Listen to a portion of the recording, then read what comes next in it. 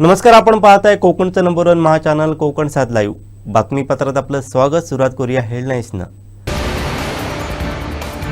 सरवणकरांचा माज उतरवला महेश सावंत यांचा टोला. आमचं हिंदुत्व चूल पेटवणारं, भाजपाचं घर पेटवणारं, आदित्य ठाकरे यांची टीका.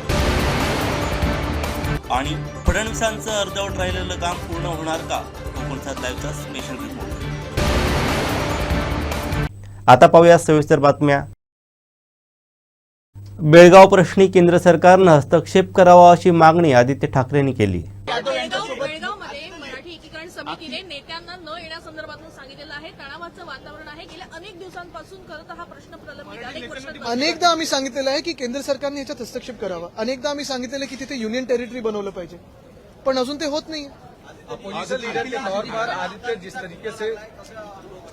चांगलं आहे. मला वाटतं माझ्यासोबत जे आहे तिथे मागे दोघेही, ह्या दोघांमुळे तिथे खूप पाठबळ मिळालंच. आशिष जी आहेत, आमचे सगळे कार्यकर्ते आहेत आणि जनतेच्या आशीर्वादाने आम्ही इथे आलोय, काम करत राहू. सत्तेवर आलेलं सरकार जनतेच्या मनातलं नाही अशी टीका नाना पटोले यांनी केली आहे. बघ, खरं तर एक मरकडवाडीचाच इश्यू नाहीये. महाराष्ट्रातल्या प्रत्येक गावामध्ये हा इश्यू निर्माण झालेला आहे. जनतेच्या मनात अजूनही आलेलं सरकार हे जनतेच्या मनातलं नाही, जनतेच्या मतातलं नाही. सरकार कसं आलं हेच लोकांना अजूनही महाराष्ट्रात संभ्रम आहे. त्यामुळे अनेक गावामध्ये ग्रामसभेचे ठराव घेण्याची प्रक्रिया सुरू झालेली आहे महाराष्ट्रात. आणि याची दखल मुख्यमंत्री काय घेणार? याची दखल माननीय निवडणूक आयोग आणि माननीय सुप्रीम कोर्ट यांनी याची दखल घेतली पाहिजे.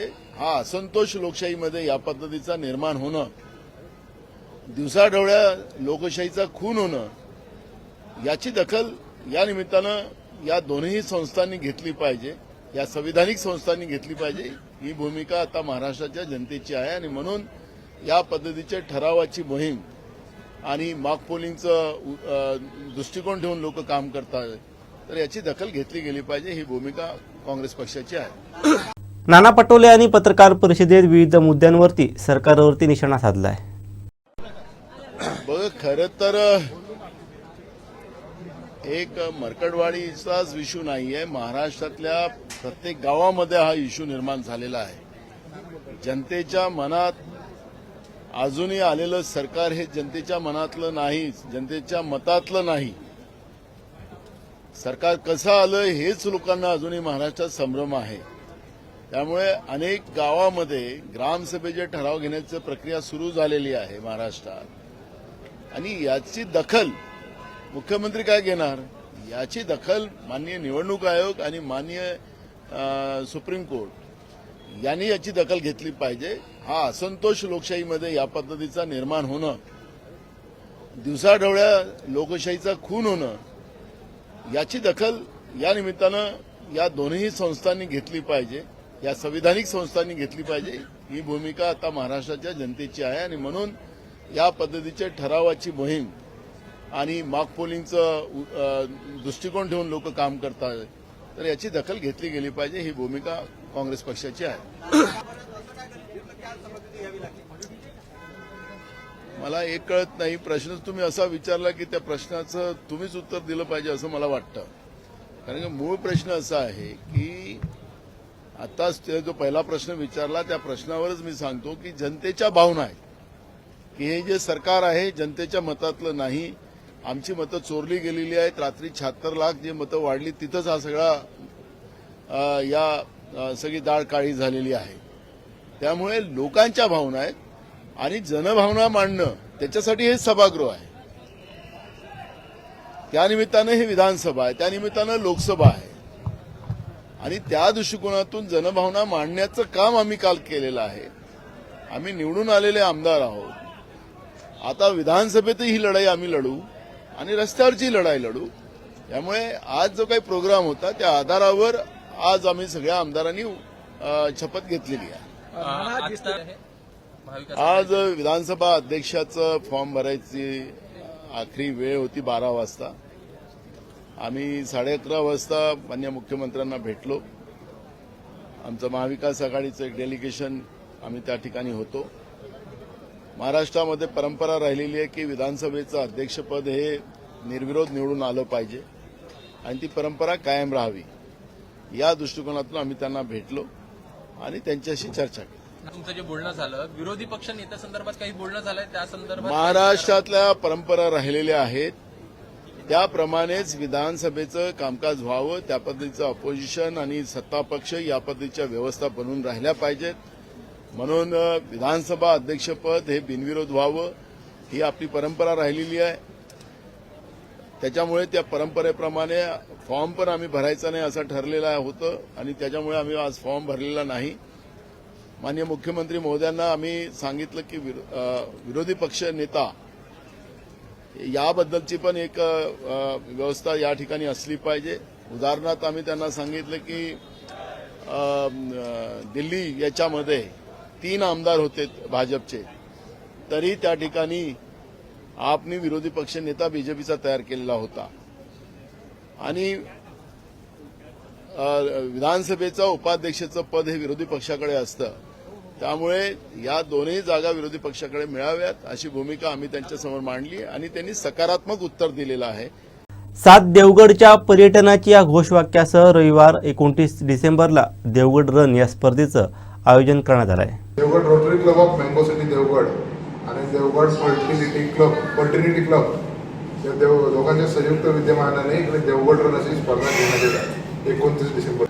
आपण 5 किलोमीटर आणि 10 किलोमीटरची मॅरेथॉन मिनी मॅरेथॉन ठेवत आहोत 29 डिसेंबर रोजी सकाळी 5 वाजता 5 किलोमीटर आणि 10 किलोमीटरच्या रनरनी एंट्री रजिस्ट्रेशन करायचं आहे स्पॉट रजिस्ट्रेशन तिथे आणि 5:30 वाजता झुंबा डान्स सुरू होईल जो वॉर्मअप सेशन असेल.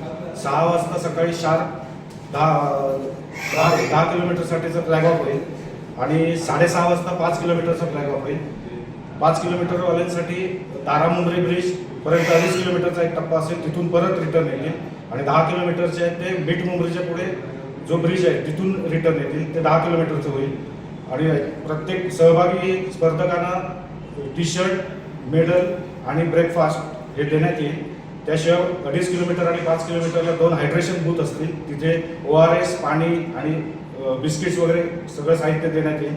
त्याशिवाय स्वयंसेवक असतील जे ट्रॅफिकचं कंट्रोल करतील आणि त्याशिवाय रनरना एक राऊंड पेट्रोलिंग म्हणजे जर कोणाला काही इजा झाली तर वगैरे आणि एक ॲम्ब्युलन्स स्टँड बाय ठेवलेली असेल जी पूर्ण स्पर्धा संपेपर्यंत राहील आणि अशा तऱ्हेने हे आयोजन करण्यात आलेलं आहे. तरी 5 किलोमीटरसाठी एंट्री फी आहे 100 रुपये. 10 किलोमीटरसाठी एंट्री फी आहे 150 रुपये. ऑनलाईन रजिस्ट्रेशन आहे QR कोड आहे त्याची लिंक आम्ही आता पब्लिश केलेली आहे आणि ऑनलाईन जाऊन गुगल फॉर्म भरून 22 तारखेपर्यंत लास्ट डेट आहे. 22 तारखेपर्यंत रजिस्ट्रेशन करायचं आहे. 22 नंतर रजिस्ट्रेशन बंद करण्यात येईल.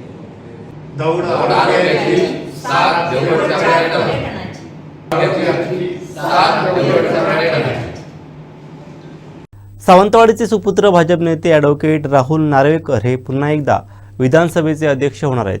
त्यासाठी त्यांनी आज अध्यक्षपदाच्या निवडणुकीसाठी उमेदवारी अर्ज दाखल केला आहे.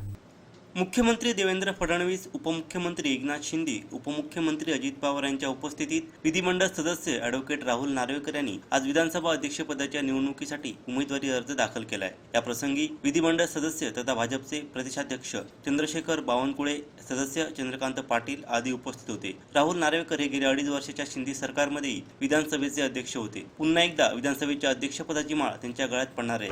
सावंतवाडीचे ते सुपुत्र असून कुलाबा मतदारसंघाचे आमदार आहेत. गेली 56 वर्ष महाराष्ट्र एकीकरण समितीचे मराठी माणसं जे आहेत बेळगाव सीमा भागामध्ये ही महाराष्ट्रात येऊ इच्छित आहेत. महाराष्ट्रात येण्यासाठी त्यांची तळमळ चालू आहे. दरवर्षी आणि प्रत्येक वेळी ते त्या संदर्भामध्ये लढा देत आहेत आणि हा लढा देत असताना त्या ठिकाणची महानगरपालिका ही मराठी माणसं जिंकतात.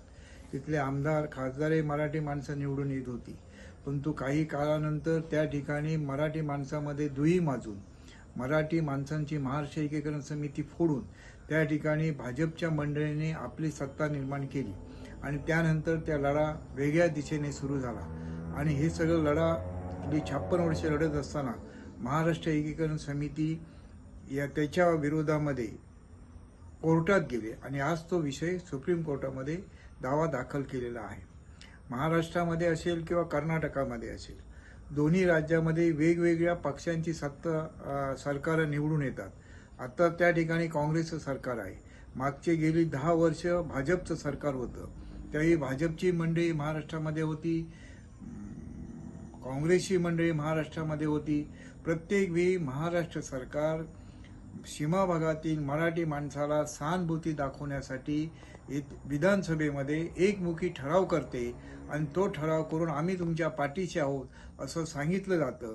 पण प्रत्यक्षामध्ये हा प्रश्न सोडवण्याची ज्यांची नियमावली आहे, ज्याने हा प्रश्न सोडवला पाहिजे, ज्याने या प्रश्नामध्ये हस्तक्षेप केला पाहिजे, ते केंद्र सरकारची भूमिका आहे. केंद्राने या ठिकाणी हस्तक्षेप करणे आज काळाची गरज आहे. असं असताना कारण महाराष्ट्र एकीकरण समितीने बेळगाव येथे उद्या 9 तारीखला अधिवेशन बोलवलेलं आहे मराठी माणसांचं, आणि दरवर्षी तशा पद्धतीचे विधानसभेच्या अगोदर मराठी माणसांची एकजूट दाखवण्यासाठी त्या ठिकाणी आणि एकजूट कायम ठेवण्यासाठी वेगवेगळ्या मार्गातून आंदोलनात्मक पवित्रे घेऊन लोकशाहीच्या मार्गाने महाराष्ट्र एकीकरण समिती सीमा भागामध्ये कार्यरत आहे. त्याचप्रमाणे त्याला पाठिंबा देण्यासाठी महाराष्ट्र एकीकरण समिती सिंधुदुर्ग जिल्ह्यामध्ये स्थापन करण्यात आली. आज याला 40-45 वर्षापूर्वीची घटना आहे. त्यावेळेपासून मराठी माणसाची गेले 56 वर्ष सिंधुदुर्ग जिल्हा हा सीमावासियांच्या पाठीशी ठामपणे उभा राहिलेला आहे. आज 70 ते 80% सीमा भागातील मराठी माणसं या सिंधुदुर्ग जिल्ह्यामध्ये उद्योगधंद्याच्या आणि व्यापाराच्या निमित्ताने आज स्थायिक झालेली आहेत. त्यांची ओढ आहे की महाराष्ट्रामध्येच आम्हाला समाविष्ट करून घ्या. असं असताना केंद्र सरकारने या प्रश्नावरती हस्तक्षेप करण्याची गरज आहे. महाराष्ट्रामध्ये भाजपचं सरकार आहे, केंद्रामध्ये भाजपचं सत्तास्थानामध्ये सरकार आहे. त्यावेळी मोदी सरकारने पंतप्रधानांनी या प्रश्नावरती हस्तक्षेप करून हा मराठी माणसाला न्याय देण्यासाठी आक्रमक पवित्रा घेतला पाहिजे आणि न्यायाची जी भूमिका महाराष्ट्र एकीकरण समितीची आहे त्याच्या बाजूने निर्णय दिला पाहिजे. आज केंद्राच्या ताब्यामध्ये सगळ्या कोर्ट कचेऱ्या आहेत, सगळं आहे, आणि या सगळ्याचा परिणाम निवडणुका आले की फक्त त्याचा वापर करायचा. आणि जनताची जी भावना आहे, मराठी माणसाची भावना आहे, महाराष्ट्रीयन माणसाची भावना आहे की आम्हाला महाराष्ट्रामध्ये जायचं आहे. या पद्धतीनं गेले कित्येक वर्ष हा जो लढा सुरू आहे त्या लढ्यावरती आत्ता त्या ठिकाणी असणाऱ्या काँग्रेसच्या सरकारने आणि तिथल्या भाजपच्या नेत्यांनी सगळ्यांनी एकमत करून त्या ठिकाणच्या उद्याच्या महामेळाव्यावरती बंदी आणलेली आहे. महाराष्ट्रातल्या मराठी माणसं जे नेतृत्व करणारे जे विविध पक्षाचे कार्यकर्ते आहेत ते सीमा भागामध्ये मार्गदर्शन करण्यासाठी जातात, ते येऊ नयेत म्हणून त्यांच्यावरती बंदी त्याने आणलेली आहे. आणि कर्नाटकातल्या बेळगावच्या सगळ्या सीमा, महाराष्ट्राला जोडणाऱ्या सगळ्या सीमा ह्या सील केलेल्या आहेत आणि बंदोबस्त त्या ठिकाणी पोलिसांचा बसून एक प्रकारे मराठी माणसावरती दहशत निर्माण करणं, दडपशाही निर्माण करण्याचं काम आज या ठिकाणी ह्या लोकशाहीमध्ये केलं जात आहे. आणि म्हणून ह्या गोष्टीचा आम्ही सिंधुदुर्ग जिल्ह्यातील तमाम मराठी माणसं, महाराष्ट्र एकीकरण समिती आम्ही जाहीररित्या ह्या घटनेचा निषेध करीत आहोत. निषेध करत असताना आम्ही पुन्हा एकदा त्या समितीला आम्ही विनंती करतो, केंद्र सरकारला विनंती करतो, जसे तुम्ही निवडणुकीच्या काळामध्ये एखादा विषय जर आला आघाडीवरती तर त्याला घेऊन तुम्ही राजकीय भांडवल करता, तसं ह्या प्रश्नाचं राजकीय भांडवल न करता मराठी माणसाला न्याय देण्यासाठी तुमची जी निवडणुकीच्या काळामधली जी भाषणं असतात त्याच भाषणाचे हात धरून त्याच भाषणाच्या अनुरोधाने महाराष्ट्रामध्ये जन आंदोलन उभं करणं ही आज काळाची गरज आहे. कारण महाराष्ट्रातला मराठी मनुष्य सीमा प्रश्न सोडवण्यासाठी तळमळतो आहे, त्याची मागणी आहे. फक्त पुढाऱ्यामध्ये जे विविध पक्षाचे सगळे पुढारी आहेत त्यांच्यामध्ये सीमा प्रश्नाबद्दल जी तळमळ आणि जी आक्रमकता पाहिजे ती दुर्दैवाने कमी होत गेलेली आहे. एक काळ महाराष्ट्राचे सीमा प्रश्न सोडवण्यासाठी संयुक्त महाराष्ट्राच्या चळवळीपासून झालेले हे आंदोलन, भाषावार प्रांत रचनेच्या माध्यमातून निर्माण झालेला हा प्रश्न अजून गेली 56 वर्षे सुटत नाहीत. या लोकशाहीमध्ये काय मिळणार आहे आणि कशा पद्धतीने जाणार आहेत? कारण सीमा भागातल्या मराठी माणसाच्या जवळजवळ 3 पिढ्या आज निघून गेलेल्या आहेत आणि या 4थ्या पिढीनं आता आंदोलन हातामध्ये तरुणांनी घेतलेलं आहे. योग्य वेळी योग्य निशाण जर आत्ताच्या घडीला जर हा निर्णय केंद्र सरकारने दिला नाही तर याचा उद्रेक झाल्याशिवाय राहणार नाही. असं भविष्यातले एकंदरीत दिशा आणि देशामध्ये चालू असणारे अराजकता माजवण्याचे जे पद्धतशीर प्रयत्न चाललेले आहेत त्या दिशेनं सीमा प्रश्नाकडे पाहणं आणि हा प्रश्न सोडवणं ही केंद्र सरकारची जबाबदारी आहे. महाराष्ट्र सरकारने फक्त अधिवेशनामध्ये एकमुखी ठराव करून न थांबता जन आंदोलनाची हाक द्यावी आणि सगळ्या पक्षाच्या लोकांनी या प्रश्नावरती एकत्र यावं अशी आमची सगळ्यांना जाहीररित्या विनंती आहे. आणि कर्नाटकामध्ये उद्याच्या मोर्चा याच्यावर आंदोलनावरती मेळाव्यावरती जी बंदी आणली त्याचा आम्ही त्या शासनाचा कर्नाटक शासनाचा आम्ही जाहीररित्या निषेध करीत आहोत. बाळासाहेब ठाकरेंनी ज्या दगडाला शेंदूर फासला त्या 30 वर्ष राजकारणात असलेल्या सदा सरवणकर यांचा माज उतरवायचा होता. तो माज उतरवला. मागचा हिशोब चुकता झाला. गद्दारीचा शाप शिवसैनिकांनी महाविकास आघाडीच्या कार्यकर्त्यांनी पुसून टाकला असं मत नवनिर्वाचित उद्धव बाळासाहेब ठाकरे शिवसेनेचे आमदार महेश सावंत यांनी व्यक्त केलं. तसंच कोकणची जबाबदारी उद्धव ठाकरेंनी दिली तर स्वीकारेनच, नाही दिली तरी इथल्या शिवसैनिकांना ताकद देईन असा विश्वास सावंत यांनी व्यक्त केला आहे. त्यांचा सुरुवातीला त्यांचाच वेळ नव्हता कधी घ्यायचं काय घ्यायचं आणि आमच्या देवाची यात्रा होती घोडेमुखाची आणि ती यात्रा मी सहसा चुकवत नाही. आणि माझी आई हॉस्पिटलला मागे होती त्यावेळी सुद्धा मी तब्येत व्यवस्थित झाल्यावरती आईला बोलतो रात्री 2:30-3 वाजता निघालो, दर्शन घेतलं आणि तसंच निघालो. त्यामुळे माझी पूर्ण श्रद्धा माझ्या घोडेमुखावरती आहे म्हणून ती यात्रा मी पहिली 2 दिवस शपथविधी आहे. उद्याच्या शपथविधीला मी जाणवतो. शपथविधीवर आता दाखवत आहेत की त्यांनी निषेध केला, सर्वांनी विरोध केलाय, म्हणजे नाही घेणार म्हणून सांगितलं, निषेध केला. आजच्या पहिल्या दिवशी नाही, उद्या आमची सकाळी मीटिंग आहे आदित्य साहेबांबरोबर 10 वाजता 10-10:30 त्यानंतर मग पुढे जाऊ. मी पण काय टचमध्ये नाही त्यांच्या गावी आल्यामुळे. तुम्ही एक माहीममधनं अमित ठाकरेंना पराभूत करून निवडून आला. तुम्हाला एक जॉईंट किलर म्हणून सगळीकडे संबोधलं जातं. एक मोठ्या नेत्याच्या मुलाचा पराभव केला. कसं वाटतं तुम्हाला या सगळ्या अशी चर्चा होत असताना? नाही, एक मनात एक ईर्ष्या होती. बाळासाहेबांनी ज्या दगडाला शेंदूर फासलेला सदा सरवणकर गेले 30 वर्ष राजकारणात आहे, त्याला कुठेतरी पाणी पाजायचं होतं आणि त्याचा माज उतरवायचा होता आणि तो माज आम्हाला कुठल्याही परिस्थितीत उतरवायचाच होता. तो माज आम्हाला मी त्याच्या मुलाच्या विरोधात सुद्धा अपक्ष लढलो, तेव्हा सुद्धा 250 मतांनी पडलो. तेव्हा ते शिवसेनेच्या सीटवर होते आणि मी अपक्ष होतो, परंतु तो हिसाब पूर्ण शिल्लक होता. आणि आज मी भाग्यवान समजतो की सदा सरवणकर प्रतिस्पर्धी माझ्या समोर आल्यानंतर सुद्धा त्यांनी मध्ये फायरिंग सुद्धा माझ्यावरती केलेली गणपतीला 2 वर्षापूर्वी. परंतु बाळासाहेबांना आम्ही वचन दिलेलं आहे कुठल्याही परिस्थितीत या माहीम आणि दादरवरती आम्ही भगवा फडकवणार म्हणजे फडकवणार. आणि तो दिवस आणि ती दिवसाची आम्ही वाट बघत होतो. आणि त्या सदा सरवणकर जो गद्दारीचा शाप, ज्या माहीममध्ये देवस्थानं एवढे आहे, सिद्धिविनायक आहे, प्रभादेवी माता आहे, चर्च आहे, मगदूम बाबाचा दर्जे सगळ्या जाती धर्माचे देवस्थान आहे, तिथे गद्दारीचा एक दोनदा शाप होता. तो शाप आम्ही आमच्या सर्व शिवसैनिक महाविकास आघाडीच्या सगळ्या कार्यकर्त्यांनी मिळून पुसून टाकला. त्यामुळे आणि राज ठाकरेचं आव्हान आम्ही समजलं नव्हतं. आम्हाला माहिती होतं राज ठाकरे 30 आणि 32च्या पुढे जाणार नाही हजाराच्या, हे आम्हाला पहिल्यापासून माहिती. मुंबई उद्धव सेनेचे बालेकिल्ला यावेळी कमी जागा निवडून आल्या, भविष्यात महानगरपालिका होऊ असलेली आहे. तुम्ही कसं बघता या सगळ्याकडे? आता माझ्या मला तर 3 विभाग दिलेले आहेत. माहीम दिलं आहे, वडाळा आणि धाराळ. माझ्या अंडर 17 नगरसेवक आहेत. तर आता सोमवारपासून आता मध्ये माझी तब्येतीमुळे मला एक 10-12 दिवस माझे फुकट गेले. तर आता सोमवारपासून आम्ही महानगरपालिकेच्या तयारीला लागणार. माहीममधले 6 सीट आहेत, 6च्या 7 आणणार. धारावीमध्ये 7 आहेत, 7 मधले 5 तरी निवडून आणायचा प्रयत्न करणार. 4 तर आमचे नगरसेवक आहेत तिथे, एक वाढवणार. वडाळ्यामध्ये 2 आहेत, तिथे 2चे 3 करण्याचा प्रयत्न करणार. जास्तीत जास्त कसे आणू त्याच्यावरती आता विचार विनिमय त्याच्या प्रमाणे बांधणी आता चालू करणार आम्ही. मुंबईमध्ये जी आपल्या शिवसेना, काँग्रेस आणि शरद पवारांची राष्ट्रवादी यांच्याबरोबर कुठेतरी आघाडी न करण्याचा कार्यकर्त्यांचं म्हणजे उद्धव ठाकरेंकडे ते बोलले की आघाडी नको, आपण स्वतंत्र लढूया. तुम्ही एक तिथले प्रमुख आमदार आहात, तुम्हाला काय वाटतं खरोखरच आघाडी केली पाहिजे की स्वबळावर लढलं पाहिजे?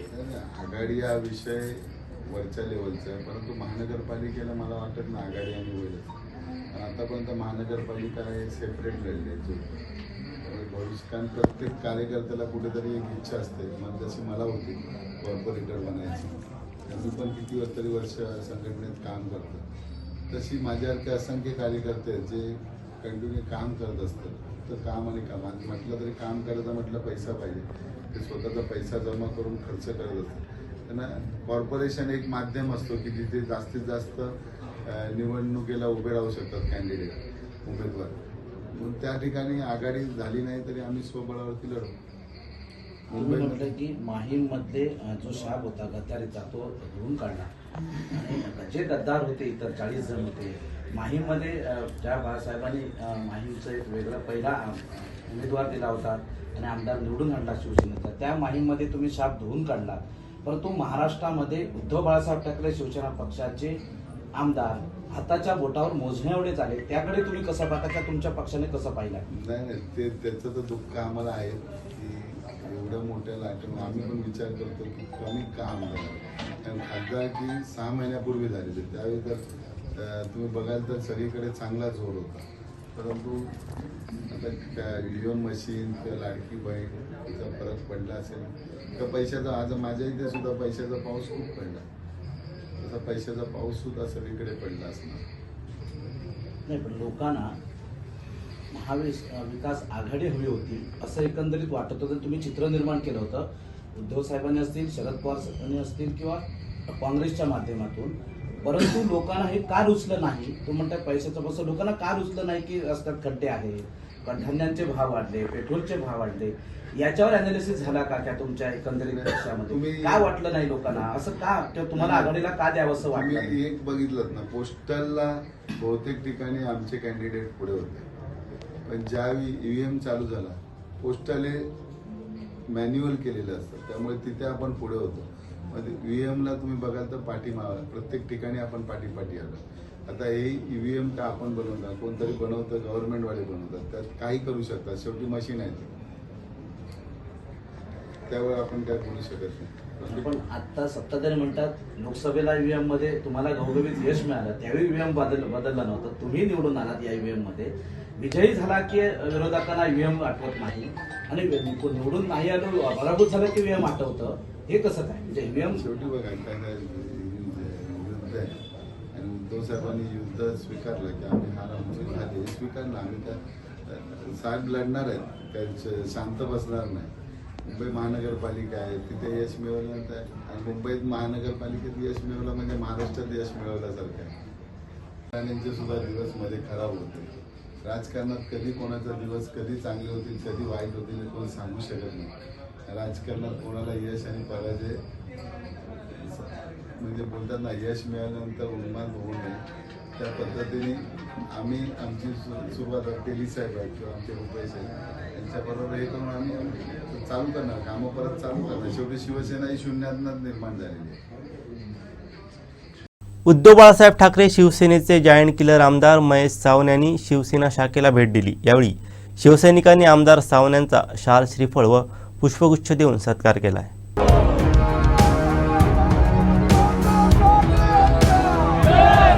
माहीमचे आमदार महेश सावंत यांचा उद्धव बाळासाहेब ठाकरे शिवसेना पक्षाकडून सत्कार करण्यात आला. त्यांना पुढील वाटचालीसाठी शुभेच्छा दिल्या. यावेळी माजी आमदार राजन तेली, विधानसभा प्रमुख रुपेश राऊळ, तालुका प्रमुख मायकल डिसूजा, उपजिल्हा प्रमुख चंद्रकांत कासार, शबीर मणियार, शैलेश गोंधळकर, शिवदत्त गोगळे, मेघश्याम काजरेकर, बाळू माळकर, राजू शेटकर, श्रुतिका दळवी, आशिष सुभेदार, राजा वाडकर, गवस, निशांत तोरसकर, सुनू दळवी आदी शिवसैनिक उपस्थित होते.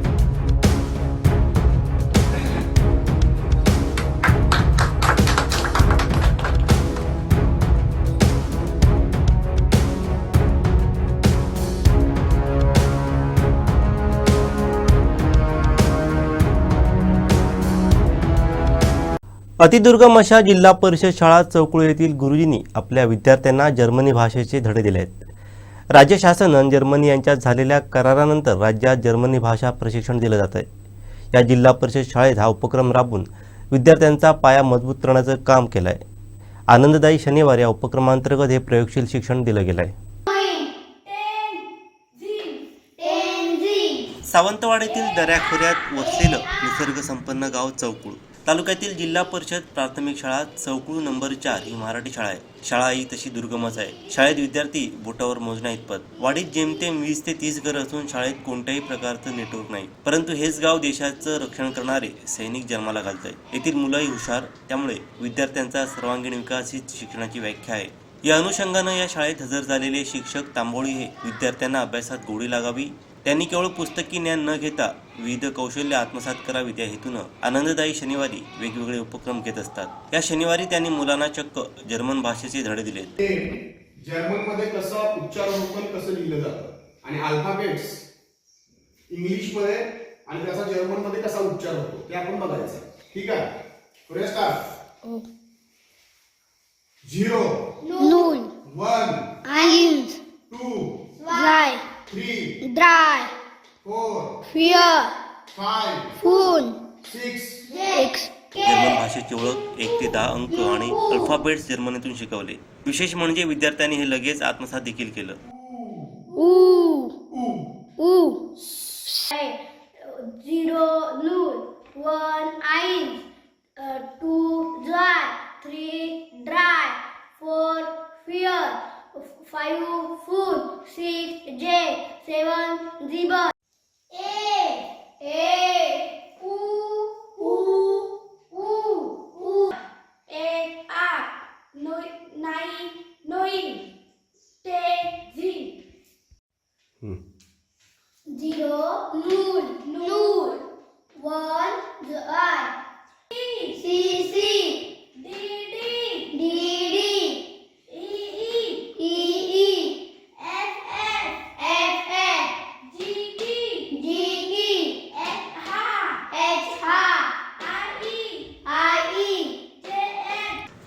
मातृभाषेबरोबर इंग्रजी जशी महत्त्वाची तशी जर्मन भाषेचं सुद्धा महत्त्व असल्याचं तांबोळी यांनी सांगितलं. शिक्षणामध्ये विद्यार्थ्यांचा सर्वांगीण विकास अभिप्रेत आहे. म्हणूनच शिक्षणाच्या प्रक्रियेमध्ये वेळोवेळी बदल होत गेलेत. 2024-25 पासून शासनाने प्रत्येक शाळांमध्ये आनंददायी शनिवार म्हणजेच दप्तरमुक्त शाळा ही संकल्पना सुरू केलेली आहे. या अंतर्गत शाळांमध्ये आनंददायी शनिवार या अंतर्गत वेगवेगळे उपक्रम घेतले जात आहेत, जेणेकरून विद्यार्थ्यांना अध्ययन अध्यापनामध्ये गोडी निर्माण व्हावी आणि विद्यार्थ्यांचा सर्वांगीण विकास व्हावा हा या उपक्रमामागचा हेतू आहे. जिल्हा परिषद प्राथमिक शाळा चौकुळ नंबर 4 मराठी या शाळेमध्ये मी प्रत्येक शनिवारी वेगवेगळे उपक्रम राबवत असतो. या शनिवारी मी जशी मातृभाषा महत्त्वाची आहे त्याच पद्धतीने हिंदी आणि परदेशी भाषा इंग्रजी ही सुद्धा महत्त्वाची आहे. त्याचबरोबर जर्मन भाषेला अधिकचं महत्त्व आता आपल्याला पाहायला मिळतंय आणि म्हणूनच विद्यार्थ्यांना जर्मन भाषेचं बेसिक ज्ञान जे आहे ते देण्यासाठी आज मी शनिवारी हा उपक्रम सुरू केलेला आहे आणि विद्यार्थ्यांना जर्मन भाषा शिकण्याचं एक कौशल्य जे आहे त्यांना आत्मसात करण्यासाठी हा उपक्रम राबवलेला आहे. एकूणच संपूर्ण उपक्रमाच्या माध्यमातून विद्यार्थ्यांचा सर्वांगीण विकास व्हावा, एक अष्टपैलू विद्यार्थी घडावा हा या उपक्रमाच्या मागचा हेतू आहे. एका बाजूला मराठी शाळेतील विद्यार्थी संख्या कमी होत असताना दुसऱ्या बाजूला या शाळा टिकाव्यात म्हणून जिल्हा परिषदेतील असे अनेक शिक्षक प्रयत्न करतात, ही बाब कौतुकास्पद आहे. महाराष्ट्र शासनाकडून अशा उपक्रमांना प्रोत्साहन देऊन माय मराठीसह मराठी शाळा जपत काळानुसार विकसित होणाऱ्या विद्यार्थी शिक्षकांना प्रोत्साहन देणं तेवढंच गरजेचं आहे.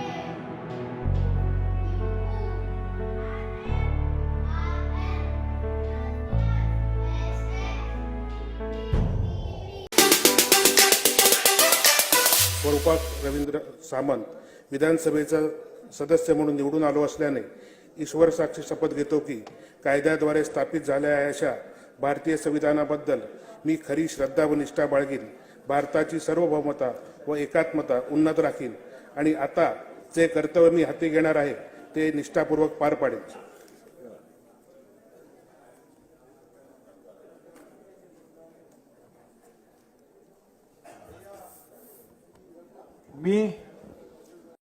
सावंतवाडी रेल्वे स्थानकावर 9 वर्षांपूर्वी मोठ्या धूमधडाक्यात भूमिपूजन सोहळा पार पडला होता. 27 जून 2015 रोजी लागलेल्या या कोनशिलेला देखील आता 10 वर्ष पूर्ण होणार आहेत. मात्र ज्या सावंतवाडी रेल्वे टर्मिनसचं भूमिपूजन झालं ते टर्मिनस जणू अदृश्य झालंय. पाहूयात. तत्कालीन मुख्यमंत्री देवेंद्र फडणवीस यांच्या अध्यक्षतेखाली हा भूमिपूजन इव्हेंट पार पडला होता. पण 2015 पासून आज तक हा प्रकल्प पूर्णत्वास आला नाही. मधल्या 5 वर्षातील राजकीय उलथापालथीनंतर देवेंद्र फडणवीस पुन्हा एकदा राज्याचे मुख्यमंत्री झाले आहेत. त्यामुळे हा विषय चर्चेला पुन्हा आलाय. हे अर्धवट काम मुख्यमंत्री फडणवीस पूर्ण करणार का असा सवाल या निमित्ताने उपस्थित होत आहे. गेली 9 वर्षे सावंतवाडी रेल्वे टर्मिनसचा प्रश्न आणि भूमिपूजनाची कोनशिला धुळकात आहे. तत्कालीन केंद्रीय रेल्वे मंत्री सुरेश प्रभू यांच्या हस्ते व तत्कालीन मुख्यमंत्री देवेंद्र फडणवीस यांच्या अध्यक्षतेखाली सावंतवाडी रेल्वे टर्मिनसचं भूमिपूजन झालं असताना टर्मिनस काही अद्यापर्यंत पूर्णत्वास आलं नाही. तळ कोकणवासियांची फसवणूक झाल्याची भावना जनतेत आहे. कोकण रेल्वे प्रवासी संघटनेनं याबाबत कित्येकदा आवाज उठवला. मात्र आश्वासनांशिवाय हाती काहीच आलं नाही. फेज 1चं काम झालं असताना फेज 2चं काम का रखडलं हा खरा यक्ष प्रश्न आहे. नुकत्याच झालेल्या स्थानक सुशोभीकरणात तर स्थानकाच्या नावातून टर्मिनस हा शब्द हटवण्याचा प्रयत्न झालाय.